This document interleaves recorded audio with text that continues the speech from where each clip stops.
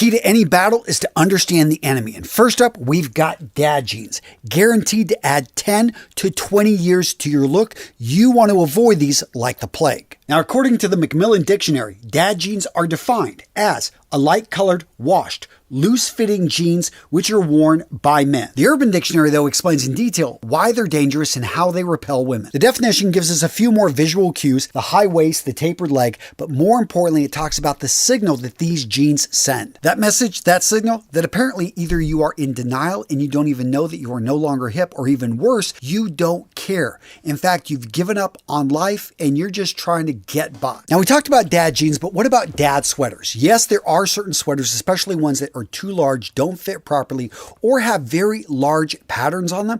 Yeah, I just find that they can age a man, especially, in colors that don't complement the Cosby sweater. Stay away from this. I know it's trending back and coming back, but not a good look in my opinion. Now, there are certain styles. The cardigans. These, in general, and this is the button style in the front, they have a storied history, but they can age a man. I do think, though, if you go with a solid color, if you keep it really simple, if the fit is on point, you can pull it off. Next up, we've got your worn out clothing from your alma mater, from your university, from your high school. Guys, I get it. You had your glory days 20 years ago, 30 years ago. That doesn't mean you need to keep reminding everybody that you went to that university with that sweatshirt, especially when it's fallen apart. And this also applies to those graphic t-shirts that you picked up 15, 20 years ago. Yeah, you had just graduated college, had some money, you bought some nice clothing. I get it, but it's been 15 years. Guys, you want to look to upgrade your wardrobe. We talked earlier about knowing the enemy. Well, guess what? You need to avoid these like the plague. These are square-toed shoes. And they not only make you look old, they make you look bad. They really bring down your style. Now, gents, I do read the comments, and I know that some of you guys stick with square-toed shoes because, Antonio, hey, they got a wider toe box. I have wide feet, and those other styles, well, they hurt my toes. Well, if that's truly the case, I get it. Do what you got to do. But I would recommend you look at some of the other styles because I did buy those square-toed shoes. I know, incredibly painful. And I compared the size of the toe box to all the styles I have in my collection, and the vast majority of the time, the size of the toe box on these other styles was the same, if not larger, than the square-toed shoes. But what I'm noticing is that they're also a little bit longer here. The only area I think if you've got longer little toes, then yes, they could possibly get scrunched in here, but maybe look for a longer style or for a wider shoe. And there are tons of brands out there that actually make wider styles, in a style that actually isn't square. Now, this next one's a bit controversial because initially the t-shirt was meant to be tucked in. It was an undershirt, but when it became outerwear, it seems that it is to be worn untucked. That being said, you want to make sure it fits you properly. But let me know in the comments, do you think a t-shirt should be tucked in or untucked? I think that t-shirts in general should be untucked unless worn as undershirts. But again, if you disagree or agree, let me know in the comments below. Now, if you're looking to level up your style, you really need to check out my free community over on School. I've set this community up so we've got free classes that you can make your way through step by step and learn the basic foundations of men's style. We actually have giveaways. In fact, this year alone, I've given away over $15,000 in gear that has accumulated here in my office, and I love sending it out to you guys free of charge. And I have to say, the men that are in this group are friggin' awesome. We've got a no a-hole policy. People treat each other with respect. And what we've managed to create in this community is a place where a man can come in and ask questions and get some solid advice. So gents, use the link in the description of today's video. Go check out our free communities on School. These are for you to become the man you know yourself to be. Now, I know some of you guys are trying to bring back the bowler. Understand, though, that this is going to make you look older. Even classic functional pieces like a Panama are going to age a man. Now, is this a bad thing? Not necessarily, especially depending on the look that you're going for. Just be aware, though, that this is something you don't normally see on a young guy. Me personally, during the fall, during the winter, during the spring, I love wearing a flat cap. And even during the summer, I've got a friend, because he's going bald, wears a flat cap and absolutely loves it. Is it something that makes him look younger? No. But it is something that can polish the look. So if you like it and if you own it, don't be afraid to pull it off. Next up, gents, I'm going to throw the fanny pack under the bus. And I know it comes in and out of fashion, but for most men, especially if you're a father, I get it. You want to be able to carry things. Yeah, you start wearing the fanny pack. No, it just looks bad, especially if you got a little bit of weight around the midsection.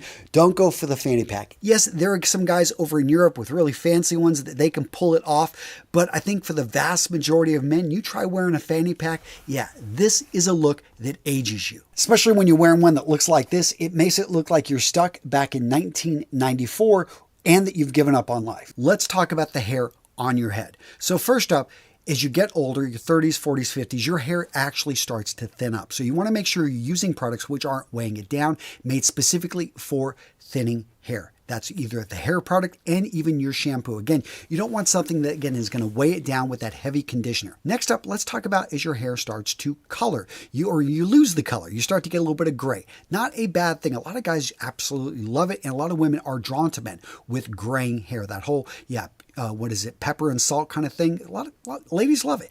But if that's not your thing and you want to dye your hair, first time, I would advise going to a professional. Be very careful with using artificial dyes. The women, they can spot this because a lot of them dye their hair and they've seen a bad dye job. You want to make sure that you are not doing a bad dye job if you're going to be going down this route. Again, after you've gone to a professional a few times, you see what a good dye job is. You could take this over if you so choose, but I do advise if you're going to go down this route, understand what you're doing. And yeah, you don't want purple hair or something like that. Now, the next thing on this list isn't an actual item, but it is a habit, and that is your grooming habits. Guys, as you get older, here's the thing. You start to lose hair on top of your head, and it starts coming out your ears, coming out your nose, growing in other places you didn't expect. So you want to take care of that, especially the nose hair. Yeah, the eyebrow hair. Here's the thing, is you get like 3 or 4 that just start doing their own thing. They're all over the place. You either cut those and your barber can do it, or you can just get a pair of trimmers. You can use a pair of scissors. The same thing with the nose in your hair. Get a nose hair clipper. They're relatively inexpensive. You can get one that don't require batteries, or you can get one that does require batteries. In either case, take care of this. Make it part of your weekly grooming routine to trim the nose hairs, especially for short people. She's looking up at you and all of a sudden she sees a force coming out of that nose. The next bad habit that's aging you prematurely, you're drinking way too much coffee. We're talking 8 cups before 8 a.m. Okay, I know some of you guys are drinking a lot of coffee. Maybe find an alternative, but another one is drinking past 10 a.m., especially if you want to get to bed by 10 p.m. You need to give your body 12 hours to work out the caffeine. Yeah, 10 hours is a study I read, but I know for me personally, I like to have that 12 hours. If you don't do that, if you're drinking coffee 3 p.m., 4 p.m., I know the times that I'm like, okay, I just need something because I'm out late driving my kids around. I do not sleep well, and I can see it again with my sleep tracker. Make sure that you're tracking it. Make sure you're seeing what affects you guys. I think the key when you're going to find going throughout this video is that you really need to understand what affects you. Not everything here, these bad habits are going to affect people the same, but find what affects you because you want to get a great night's sleep and a few other things. And one of those other things, water. Now, it doesn't need to be rocket science and it doesn't need to be 8 glasses a day. Some people can get away with less. I prefer, though, closer to 8. And the way that I make this happen is I set up systems throughout my house, throughout my office to make it easy to have access to water. So every night before going to bed, I have a glass of water right there on my nightstand that is full because when I wake up first thing in the morning, I jump out of bed and I slam that glass of water. First up, it makes me want to go to the bathroom, so I for sure get up, but also I've already gotten through 1 glass of water, and you lose a lot of water when you sleep. When you're breathing, you have a little bit of that moisture coming out, and it adds up over that 8-hour period. Here in the office, I've got multiple cups lying around that I can fill up with water. I've just got them all over the place. I make it easy. When they're in sight, I'm more likely to grab them and drink. Next up, we've got drinking and smoking. When it comes to smoking, guys, if you're still smoking, you've heard it a million times. I'm probably not going to be the person to convince you, but I will say it again. This right here is just making you look old and not a great thing for you. But let's talk about the drinking. Personally, I stopped drinking about 15 years ago. And when I say that, occasionally, I'm not fully dry. I will be out with a couple friends and we'll be out with a glass of wine.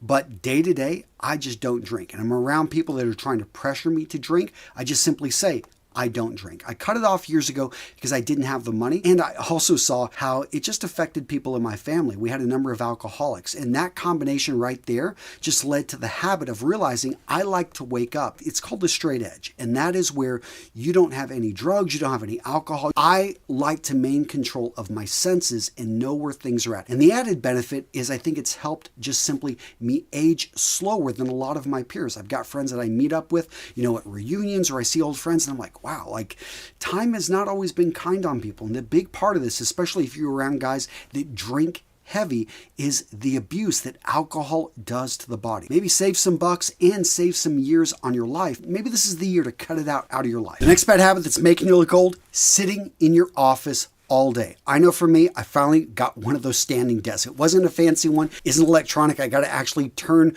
the rotator to get it go up and down, but I love this because I can just set it up and I can be standing. I've also got a ball that I kind of sit on, one of those exercise balls. It just forces my legs, makes me keep my balance a bit better whenever I'm seated. I also have a jump rope in my office. I've talked about them before, Cross Rope. They're not the sponsor of this video. What I love about these jump ropes is that I can spend 2 minutes. I can throw some music on, break up my day, get in some quick workouts that, don't have to be super long. But again, you keep yourself moving. And that being said, gents, I've got you covered with another video. Boom, right here. Yeah, come on. Don't stop watching. I got you covered. Boom, right here. Check it out. Solid video. Oh, yeah, I know you'll like it right there. Come on. Click. Come on. Boom, right there.